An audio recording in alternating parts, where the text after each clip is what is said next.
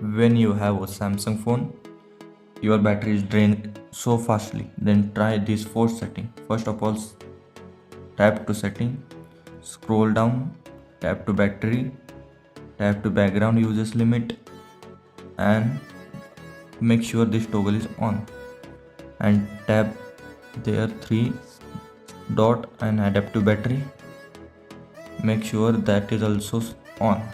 Then go back and tap device care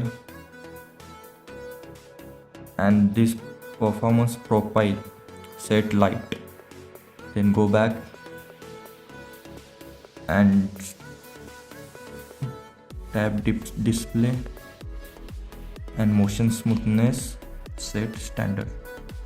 That's the longer battery life with 60Hz screen refresh rate. Apply.